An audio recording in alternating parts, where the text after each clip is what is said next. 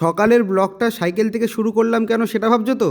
তার কারণ একটাই, গতকালকের ব্লগে তোমরা দেখেছো যে আমি সন্ধেবেলাটা কাজে গেছিলাম। কি কাজে গেছিলাম সেটা তোমাদের নেক্সট ব্লগে জানাবো বলেছিলাম। আজ শনিবার রাতে আমার বার্থডে উপলক্ষে পিকনিক ছিল, কলকাতা থেকে সব বন্ধুরা আসার কথা ছিল, যেই কারণে আমি কিনতে চলে গেছিলাম হাঁস।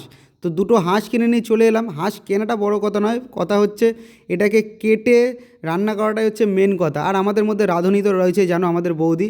তো যাই হোক, হাঁস দুটোকে নিয়ে এসেছি, পা বেঁধে রেখে দিয়েছিলাম। দুপুরবেলা লাঞ্চে ছিল হচ্ছে আজকে ভাত আর মাছের ঝোল, যা হোক করে সাটিয়ে দিলাম, কারণ রাতেরবেলা স্পেশাল খাবার তো রয়েছেই, তোমরা সকলেই জানো।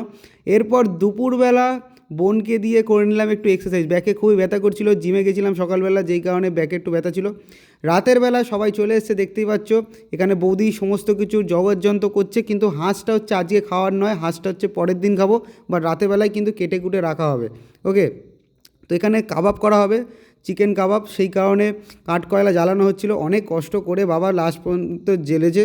তারপরে এই যে হাঁসটাকে দেখতে পাচ্ছ হত্যা করা হচ্ছে, ভীষণই খারাপ লাগছিলো, কারণ সারাদিন মানে বেলার দিকে এনেছিলাম, সারাদিন ধরে ক ক ক ক করছিল, রাতের বেলা তাকে ওইভাবে গলা চিপে মারা হচ্ছিল। জিনিসটা খুবই খারাপ লাগছিলো, তাও কি করা যাবে, খেতে হয় তাই খাবো, আর কি করা যাবে, কিছু করার নেই। তো দেখতে পাচ্ছ আমাদের বৌদি কিন্তু সব কাজে এক্সপার্ট, ঠিক আছে, রান্না করার যে কোনো কাজই কিন্তু এক্সপার্ট সে। আর এদিকে পচা হাওয়া দিয়ে আমাদের কাঠকয়লাটাকে জ্বালানোর চেষ্টা করছে, চালিয়ে যাচ্ছে। এরপর মেরে দিয়ে গরম জলে একদম চোবানো হলো। ওই গরম জলে ওটা চোবানোর কারণ একটাই, ওই পালকগুলো কিন্তু খুব ইজিলি খুলে যাবে। এই যে দেখতে পাচ্ছ, খুব ইজিলি কিন্তু সে ছাড়িয়ে ফেলছে, দেখতেই পাচ্ছ। এদিকে আবার মা আমার জ্ঞান দিতে চলে এসছে, এইটা এইভাবে এইটা এইভাবে করার জন্য, কিন্তু আমাদের বৌদিকে কোনো জ্ঞান দিতেই লাগে না। আমাদের বৌদি হচ্ছে এক্সপার্ট, ঠিক আছে, দেখতে পাচ্ছ একদম পুরো নিজেই সব কিছু কিন্তু একা হাতে সব কিছু করে ফেললো। হাঁস দুটোকে কেটে একদম টোটালি রেডি করে ফেললো। এরপর অনেকটাই রাত হয়েছে, যেই কারণে আমি ডিনার করে দিচ্ছিলাম। এখানে ছিল চিকেন কষা, রুটি, তো খেয়ে নিলাম উপরেই, মানে ছাদের মধ্যেই খেলাম, তখন বাজে প্রায় 1টা।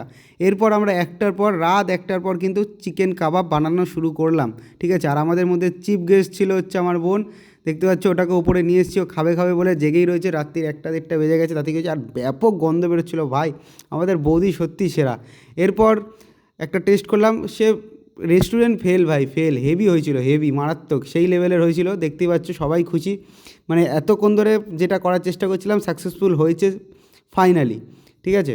তো তারপরে আর কি একটু নাচা গানা করলাম, রাত্রির 2:30 3টে বেজে গেছে, তাও আমাদের আনন্দ শেষ হচ্ছে না। দেখতে পাচ্ছ মাসির ছেলের কি নাচ, আমিও কিন্তু কম চাই না, আমিও একটু ভালো নেচে দিলাম। যাই হোক, আমরা একটু নাচা গানা করি, তোমরা ততক্ষণ চ্যানেলটা সাবস্ক্রাইব করে নেক্সট ব্লগের ওয়েট করো।